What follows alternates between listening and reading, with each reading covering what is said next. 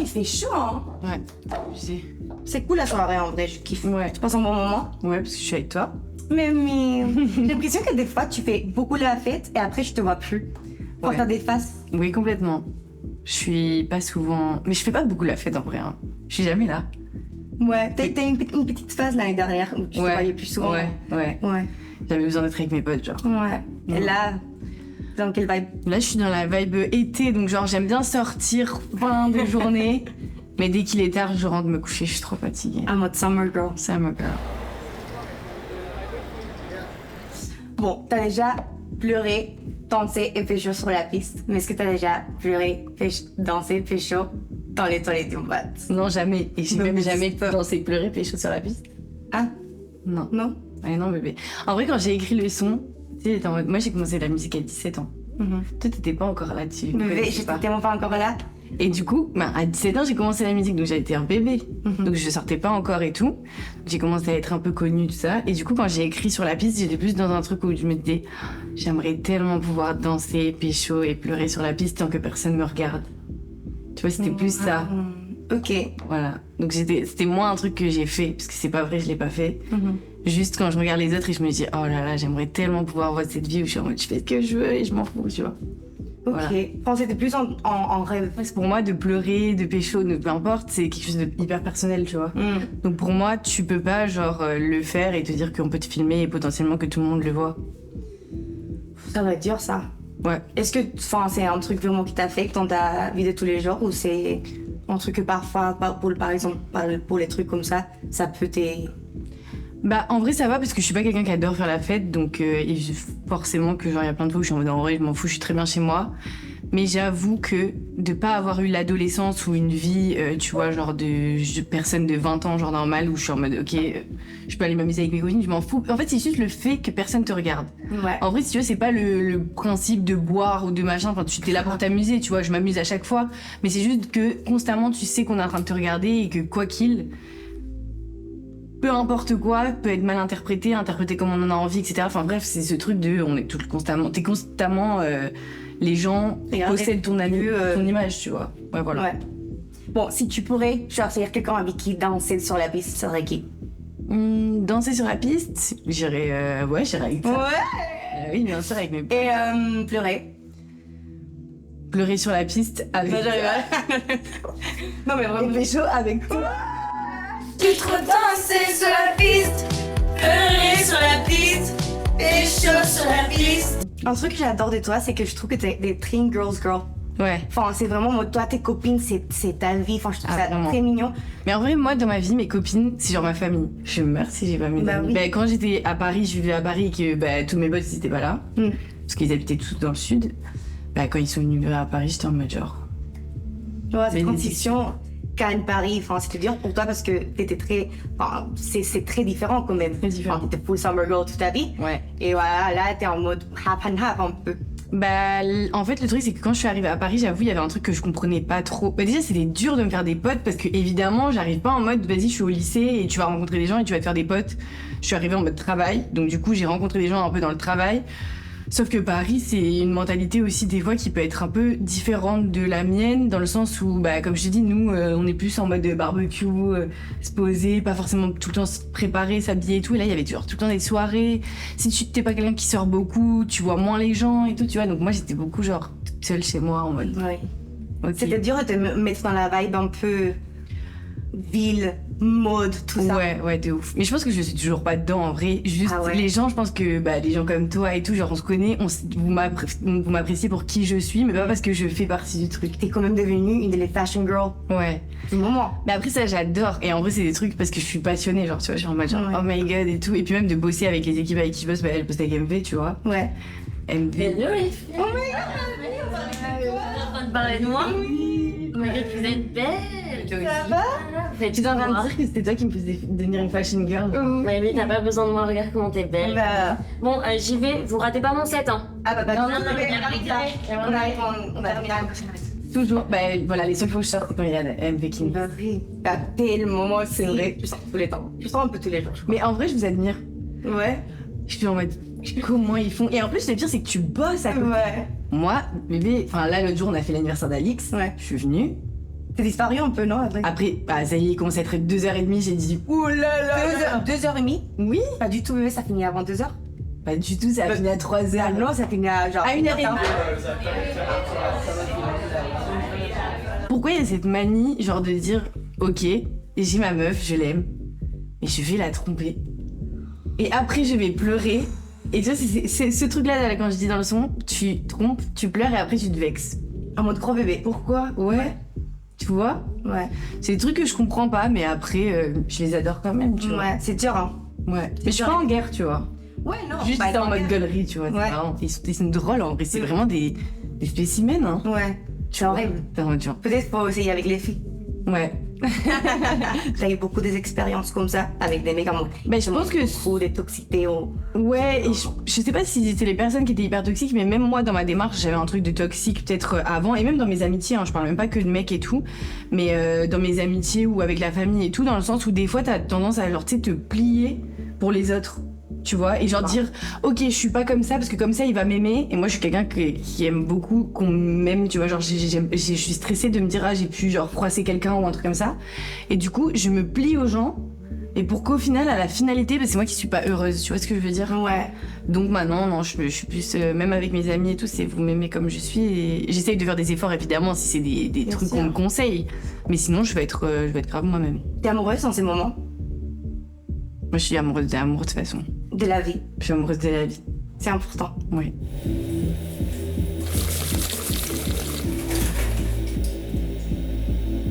T'étais pas dans la musique, tu ferais quoi? Wow. Je sais pas ce que je ferais. En fait, à la base, moi, je m'étais dit que j'allais être ingénieure ou un truc comme ça. C'est vrai. Rien à voir. Je vais faire les études.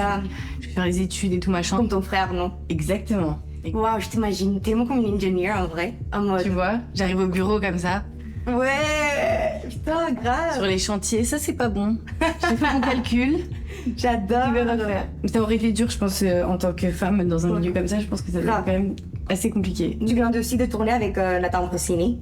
C'était comment cette expérience? Ouais, c'était génial. Tu connais Nathan? Bah oui, il est génial. C'était le rêve. Bah oui. C'était trop bien. En plus, on s'est rencontrés et attends, un truc de ouf. C'était comment? En fait, Julia, du coup, tu sais, ma manager, me dit ouais, il y a Nathan Ambrosioni et tout, il vient de Grasse, donc Grasse c'est une ville juste au-dessus de Cannes et tout. Je pense qu'on pourrait le contacter, mais bon, il fait des films de ouf, donc je suis pas sûre qu'il va dire oui et tout, tu vois. Mais là, en vrai, comme c'était un truc complètement différent de moi, je me suis dit s'il accepte pas, ça peut être juste aussi parce que c'est pas dans sa DA, tu vois. Ouais. Donc et il a dit ok, bah venez, on va se boire un verre et tout, machin. Donc on a été boire un verre. Et là, on se rencontre, et finalement, on se rend compte que on a genre tellement de points en commun. Il était dans le même lycée que moi à Cannes. Non. Je te jure. Et tout, on s'est rendu compte qu'on avait plein de trucs en commun, des gens qu'on connaissait en commun et tout. J'adore. Donc, je me suis dit, et lui, il m'a dit genre, ok, let's go, viens, on le fait et tout, genre, ça va être trop bien. Je te vois être actrice. Pourquoi pas? Ça peut être très cool, hein. Mais on m'a déjà fait plein de propositions, j'avoue. Et, mais sauf qu'à chaque fois, je me dis, si on me prend en tant qu'actrice parce que je suis Eva Queen, connue, non. Si jamais là je me dis ah c'est un rôle qui me colle et genre je vais faire des castings et tout, et que finalement enfin tu sais je suis entre plein de meufs et qu'on dit ah mais en vrai elle a un truc et tout, elle sait bien jouer, ok, mais sinon non. Pas pour qui je suis quoi, tu vois. Moi, la dernière fois, je me suis posé la question et je disais à mes potes, je disais mais est-ce que vous avez des vidéos de vous? Parce que moi j'ai énormément de vidéos de moi quand j'étais petite, même vraiment 1 an et demi, 2 ans où je sais à peine marcher. On avait genre chez moi, mon grand frère et tout, jouait tout le temps avec ça, un piano avec un micro dessus. Et je te jure qu'il y a plein de vidéos caméscopes, et sur ces vidéos caméscopes, j'ai le micro tout le temps. Et que je fais wah, comme ça. Et après 4 ans, je suis en train de chanter Namanaka, tu vois, comme ça. Et je dis à mes copines, est-ce que vous avez fait ça? En fait, je pense que beaucoup de petites filles ont rêvé d'être une pop star. Et je suis désolée, mais moi je vais rêver d'être une pop star, mais j'ai pas cette idée. Enfin, je crois que c'est vraiment que les gens qui sont des photos comme ça ou des vidéos comme ça, c'est les gens qui vont être successful dans la musique. Ouais, je pense que ça joue parce qu'évidemment tu te mets dans un personnage. Eva Mood. Ouais, Eva Mood, exactement. Ouais, t'as révisé. Eva Mood et après Eva Queen. Ouais, exactement. Ça te gêne si je fais ça? Non. Non? Ça te rend nostalgique? Ça me rend nostalgique. C'est vrai? Mais tu vois, j'ai eu ma période où genre au début j'étais en mode Eva Queen. Je faisais ça tout le temps. Après, j'ai eu ma période où j'étais en mode oh my god, trop la honte. Est-ce que tu vas comprendre ce que je veux dire? C'est un peu comme quand, genre par exemple, je sais pas, t'as un truc un peu de spécial quand t'es petite, quand t'es enfant. Je sais pas, je veux dire. Ouais. Je sais pas, t'as un grand nez, tu vois. Ouais. quand t'es petite, au début, tu te poses pas la question. Après, t'arrives à l'école, collège, tout le monde se moque de toi. Et après, quand t'as 18 ans, t'es en mode c'est ça qui fait qui je suis. Moi, c'est quoi le prix de ma gueule? Si je suis le bien et le mal en même temps. Quel morceau de ton nouveau album te représente le plus? Ce qui me représente le plus, je pense, c'est le Sud et vous avec Jul. Parce que je parle de mon enfance, il parle de sa vie aussi, on parle du Sud. C'est nous, quoi. Ouais. C'était comment faire ça avec Jules? Génial. Vraiment, je pense que c'est genre l'une des personnes les plus gentilles que j'ai rencontrées dans ce milieu. De tous les échanges que j'ai eu avec lui, c'était tellement gentil et tout, et je me suis sentie tellement bien, tu vois. Et surtout, même des trucs, tu sais, en tant que grand artiste comme ça et tout, c'est hyper inspirant de se dire qu'il y a des gens vraiment genre trop bien qui réussissent autant. Tu vois ce que je veux dire? Donc en vrai, c'était que des bons moments. J'adore. Donc ça me donne de l'espoir et de la foi en l'humain de me dire que les gens gentils peuvent réussir aussi. 100%. Bah oui, c'est important parce que oui, dans la mode surtout, on a l'impression que c'est que les gens un peu tu vois, méchants, tu vois. Alors que finalement, ceux qui restent eux-mêmes et qui sont juste bien, ils réussissent de ouf aussi. Et ça m'a fait du bien. Karma. Tu dirais quoi aux gens qui ont envie de se lancer dans la musique? Moi, je dirais de croire en ta bonne étoile. Je pense que c'est ça. Il y a certaines choses, des fois, où tu veux avoir accès. Moi, par exemple, je me dis, oui, bien évidemment, mon rêve de faire un Stade de France, un truc comme ça. Mais juste, je crois en ma bonne étoile, en le timing. Des fois, il y a des choses qui arrivent pas pour rien et il y a des choses qui n'arrivent pas aussi pas pour rien. Donc voilà, juste de faire de la musique parce que t'es passionné, parce que tu kiffes ça. Et de le faire pour toi avant de le faire pour les autres aussi et de penser au regard des gens. Ouais, voilà. J'adore. Il y a un truc que les gens croient sur toi qui c'est totalement faux. Ouais. Je sais pas. Ah, je croyais que là t'allais me dire un truc. Tu dis quoi toi? Ils pensent quoi les gens de moi qui est totalement... c'est moi qui pose les questions. Ce qui me dérange le plus, c'est ce que je vais essayer de changer, entre guillemets, enfin de ce que j'essaie de travailler sur cet album, c'est le côté inaccessible que je peux avoir à travers les réseaux sociaux et tout, que j'ai envie de faire un peu de cut parce qu'en vrai dans ma vie je suis pas du tout comme ça. Tu vois, et donc le côté star et tout, ok c'est génial, bien évidemment je vais aller sur scène et je vais tout envoyer et je vais avoir ce truc de ok tu vois. Mais j'ai pas envie non plus qu'on croie que je suis inaccessible et que je suis une star, parce que ça me saoule cette image de star, tu vois. C'est très intéressant ça. Mais pourquoi? Parce que je sais pas, pour moi, tu peux être une star entre guillemets, que les gens t'aiment, quoi, et juste être toi-même, tu vois. Et ça me cave de devoir toujours, genre, mettre des filtres et de tout lisser en disant, ok, alors regardez, je suis tout le temps belle et tout. Non, c'est pas vrai, tu vois. Et je trouve qu'en plus, dans la génération dans laquelle on est, il faut montrer aux gens que t'es pas toujours belle, 100%. T'es pas toujours apprêtée, t'as ce truc où toi aussi t'aimes, et donner un peu les bonnes valeurs entre guillemets que je peux avoir, tu vois, comme passer du bon temps avec ma famille et tout, qui sont des choses hyper importantes qu'on a tendance à oublier et qu'on ne partage pas trop sur les réseaux sociaux, tu vois. Ouais, je trouve ça, j'ai toujours pensé à la même chose aussi. Je trouve que nous dans nos milieux d'influenceurs aussi, c'est très important d'être proche des communautés pour que vraiment pour que ça soit honnête, tu vois. Voilà, je crois que c'est un petit lien comme ça. Ouais. Mais moi j'ai toujours été en quête de être moi-même à 100% et de pouvoir partager avec les gens à 100%. Évidemment, je mets des filtres parce qu'il y a certaines choses que j'ai envie de garder pour moi. Mais je sais pas, j'ai envie qu'on me connaisse un peu comme je suis vraiment. Tu dirais quoi à la Eva de 18 ans? À la Eva de 18 ans, je lui dirais qu'il faut qu'elle continue d'avancer, de croire en ses rêves, que quand il y a des moments un peu durs, faut continuer et se donner à fond. Que y a des critiques qui sont bonnes à prendre et d'autres qui sont bonnes à laisser. Parce que je pense que j'ai gardé quand même beaucoup de trauma par rapport à certaines critiques où à la base j'étais en mode genre je m'en fous de ce qu'ils disent les gens et tout, sauf que finalement à la longue et avec le temps c'est quand même des trucs qui me sont restés et où je suis un peu qui me stresse et tout. Et voilà quoi, et de continuer et de vivre ce qu'elle a. J'aurais pas changé ma vie. Il y a rien que j'aurais changé parce que c'est ce qui fait qui je suis aujourd'hui. Donc vraiment toutes mes déceptions, pleurs, joie, colère, je les aurais gardées pour être qui je suis aujourd'hui. J'adore. Je trouve ça que je trouve qu'il y a un petit... C'est une blague? On peut y aller s'il vous plaît? Ah mais